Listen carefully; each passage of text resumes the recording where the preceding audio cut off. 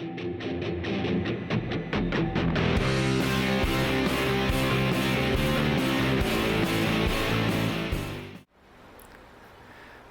and welcome to BikeGremlin YouTube channel. My name is Radenovic from Novi Sad, Serbia, and recently I made a video discussing the pros and cons of different cycling patterns, basically what to look out for when you're buying or upgrading your bicycle. In that video I did discuss wheel mounting systems, quick release versus through axles, but I did not go into details of bicycle wheels. Now, if we can say for bicycle's frame that it is the heart and the spine of a bicycle, but wheels are its legs. So if your bicycle does not have at least two functioning wheels, you won't get very far. In this video I will discuss wheels to see what makes sense and what doesn't make sense when you are buying or building wheels or having someone build wheels. Now I will start this video with a short anecdote that will hopefully put things into perspective. Us old people like telling stories. So, during the war, I got you there at least for a second, didn't I? Anyway, this is a wheel building anecdote. I was building wheels for touring bicycle that will go through different countries and continents, and I wanted to get some high quality swag spokes by renowned manufacturers. Unfortunately, both Sapim and DT Swiss spokes were not available in my country at the time, and that's the situation today as well. And so the listed suppliers of those companies did not have any spokes, and they could not order any spokes. So I sat down and wrote an email to both Sapim and DT Swiss, explaining the situation and asking for where I could source their spokes. And one of the two companies ghosted me completely, and the other directed me to a bicycle shop in Czech Republic. Now, for those who don't know, Czech Republic is 2 border crossings away from Serbia and about 1,000 kilometers away from my city.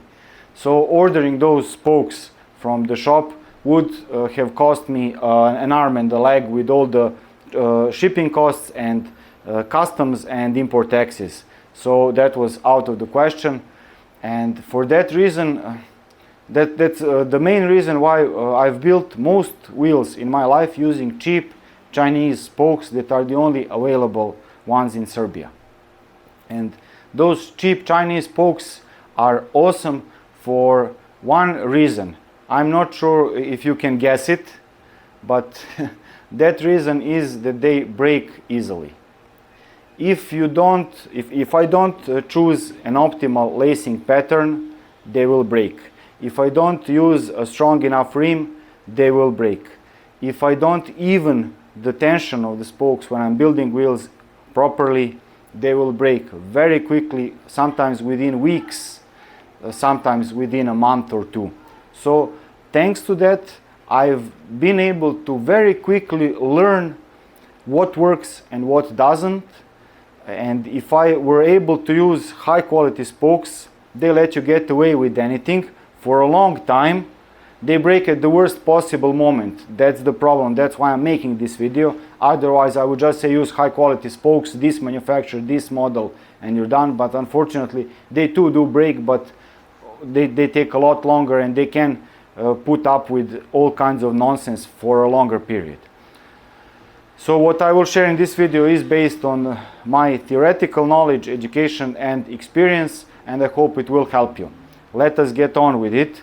I'll make a table of contents video visible in the video's description and in your timeline so that you can skip to the parts of interest, and I will put all the relevant videos and articles in the video's description, and sometimes, if I don't forget, make them pop up in your top right hand corner.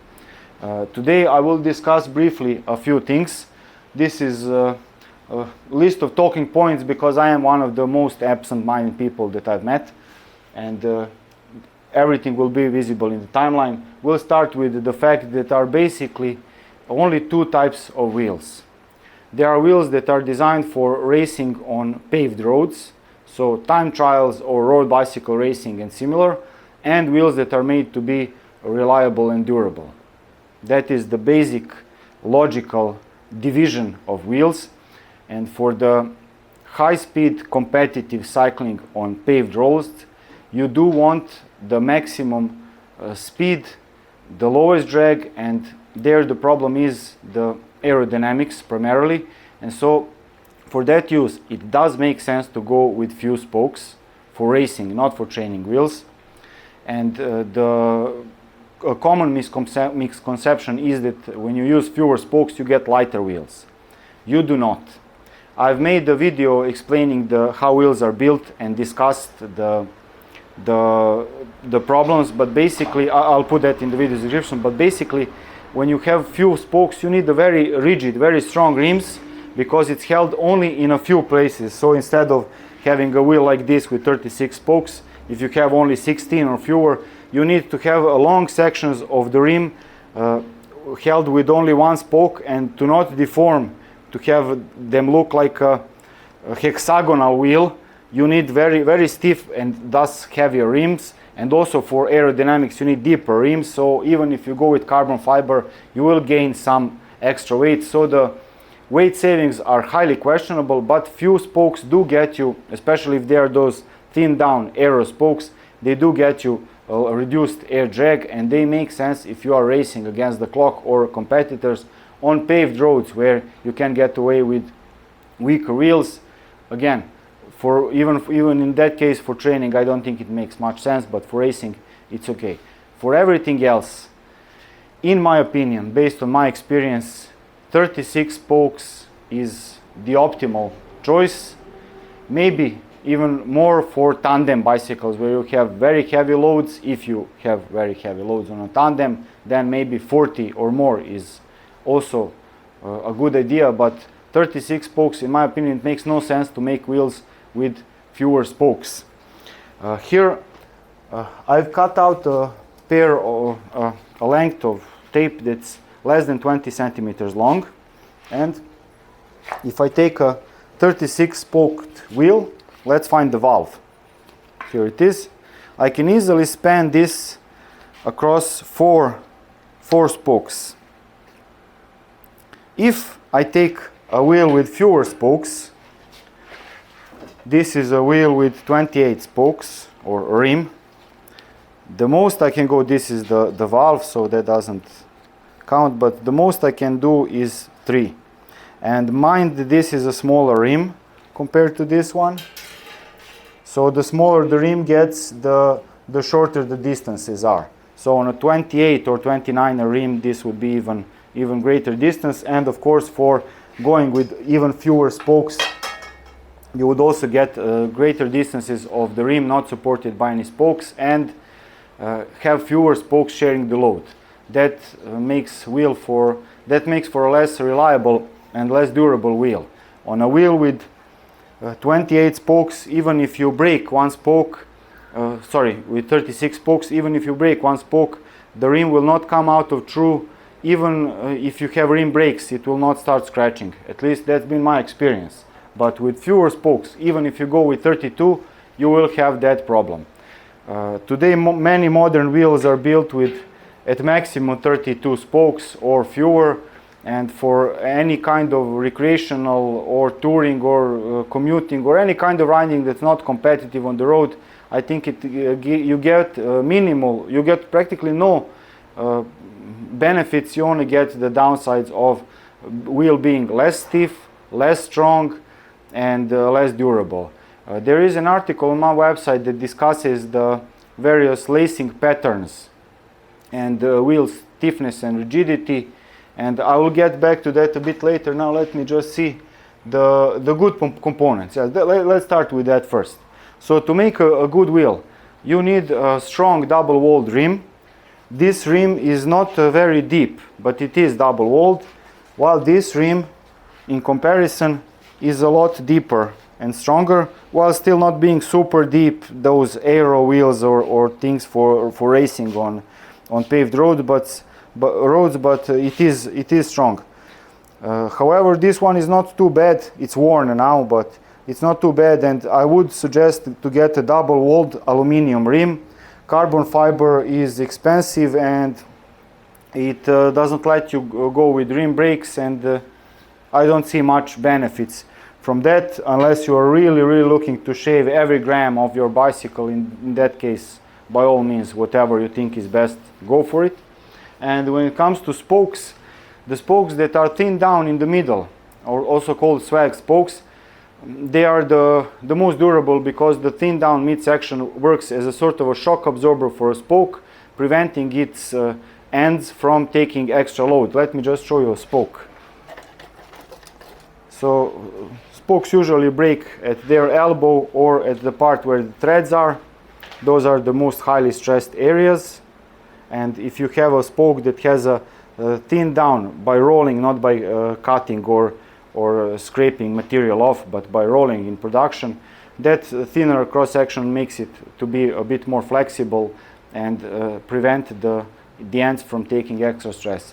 I discussed that at greater length in a separate video that is called, I wrote it down, how to prevent spokes from breaking. Yeah, very inventive title, but there I discussed that at greater length. So it makes sense to choose those spokes and aluminum rims and go with 2mm spokes that are 2mm at the end and 1.8 in the midsection. Any weight savings or aero drag savings by using thinner spokes are highly questionable, except for road bicycle racing on paved roads. Now we've covered the number of spokes and the high quality components. What about the number of crosses? That often gets mentioned and discussed. What I mean by number of crosses, here let me show you. Here we have a wheel that's built 3 across. You look at one spoke. Let's look at this one. I'll put it so you can see better. So if we look at this spoke, it is going in this direction and it crosses the spokes that go the other way. This is the first spoke it crosses, so it's right next to it. People often miss that one when they count the number of crosses. So it crosses one spoke, then it crosses another spoke, that's the second. Sorry, I also managed to miss one. It crosses this one too. So this is the first cross, this is the second cross, and then it goes under the third spoke and it goes into the rim. And the same situation is for all the spokes, in this case on both sides of the wheel. So this is a wheel with 36 spokes, laced 3 across. That is what I mean by the number of crosses. Now, how many crosses should you make? That depends on the number of spokes, because if you have fewer spokes, you will not be able to make as many crosses. There is a limit. We'll show it here. This is more obvious here. If we built, this one is also built 3 across, so we have one crossing, then the second, and then the third, and then it goes into the rim. If we tried to make more crossing, then we would have this spoke overlapping the head of an adjacent spoke. And that will make any sort of spoke replacement, even lacing, a bit more tricky. And it will create a kink here on the spoke instead of letting it lean nicely onto the hub's flange. And that is another stress point in that case, and it's not a good idea. So you can go too much with the number of crosses, but you can go too few. Radially spoked wheels are nonsense. I explained that in my video called the science behind the spokes, bicycle wheels. I will also put that in the video's description. Basically there you have spokes going straight out to the rim and trying to rip the hub's flanges apart and creating needless stress, and they are less efficient and at transferring the braking force, torque if you have disc brakes, or pedaling torque if you have if it's the rear wheel, of course. And for the front, some road bicycles are built with radially laced front wheels, especially if they have rim brakes, but there are minimal weight savings by being allowed to use shorter spokes because they go directly, but everything else is worse, and that makes no sense. You needlessly stress both the spokes and the hub's flanges, and I've discussed that in that video, so I won't be taking time too much in this video to discuss that. As far as the number of crosses goes, when you divide the number of spokes by 9 and round down to the nearest, to the first whole number, that is the optimal number of crosses. If you get a whole number, so when you divide 36 by 9, you get exactly 4. That is the borderline value, and depending on how big your rim is and how big the hub's flanges are, in this case we have two hubs with greatly different hub flanges. This one is a lot larger than this one, so depending on those two, you might be able to get away with lacing 4 across, or might have to go 3 across. For 32 spokes, if you're building with 32 spokes, then you have the result 3 point something, and in that case you can go with 3 crosses and no way to go with 4 crosses, and so on and so forth. Similar goes for 28 spokes. In that case you are more likely to get to the limit at going 3 across, but you can often get away with it, especially if you have larger rims and not too huge hub flanges. For electric bicycles, again, I made that video called how to prevent spokes from breaking. There I discussed that in greater detail, when you have super wide flanges and so on. But basically, to sum it up, go with 36 spokes unless you are racing on the road, on paved roads, and go 3 or 4 across depending on your rim's diameter and hub flanges. The various different spoke calculators will let you know right away if you can go with that, or if there is some overlap. I will try to put those also in the video's description. And did I forget something? Yes, the common myth about ride comfort. I hear that often, so I wanted to also discuss that. Rim does not flex a lot, even when there's no spokes and no tension. So regardless of what lacing pattern you use, how many spokes, and even their tension, you will not get anything noticeable or measurable in terms of ride comfort. That is a misconception. When you put your whole entire weight on the rim, you will get the paper thin amount of compression at most. So compared to your tire, this is you can completely ignore it. That's nonsense. However, wheels transfer of torque, that does affect that lacing pattern. When you go with more crosses, it's more efficient in transferring torque, and if you have more spokes, you will get more stiffness in your rim in terms of resisting when the hub is held in place, resisting being bent to sides. So the more the merrier in those terms, because the spoke diameters add up, and tension does not affect spokes stiffness. So you cannot use more tension to get more stiffness. You need more spokes, more total width. You can go with super wide spokes, but with bicycles it makes no sense, and there are usually not available hubs and rims for spokes thicker than 2 millimeters. So that's that. And I think I've covered most of the things. Regarding swagged spokes, there are spokes that have 2.3 millimeter thickness at the elbow. So those are called DT Swiss Alpine 3 or something like that. This is YouTube. People will correct me if I get something wrong. No worries about that. But they are thicker at the elbow, where the spoke enters the hub's flange, and that does let the spokes sit better in modern hubs that have very wide holes, 2.6 millimeters usually, at least with most Shimano hubs.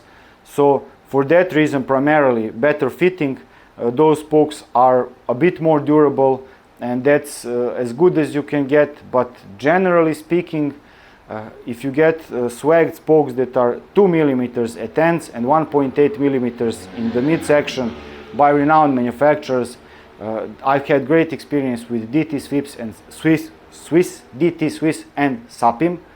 Either one of those, wherever I can source them, they are good. They are swagged spokes, so that's what I use when I can source them, which is not very easy, and that's what I would recommend. I don't think I forgot to cover anything. That's basically it. Thank you very much for watching. I want to also direct you to posting any questions to the BikeGremlin.net forum, because comments on YouTube get lost in a sea of comments and you cannot search them, and there are many questions that get asked very frequently, so I think it's more optimal to answer question once on a forum and then direct people to an already answered question. So I would suggest to make an account on BikeGremlin.net forum, post your questions there, and bookmark BikeGremlin.com website. There is a list of all my videos wherever they are stored. And I also want to not forget to thank the good people who support my work via Patreon. That means a lot, helps a lot, and I highly appreciate it, so thank you very much. And that's the whole video. Thank you for watching. I'll see you in some other video. Cheers.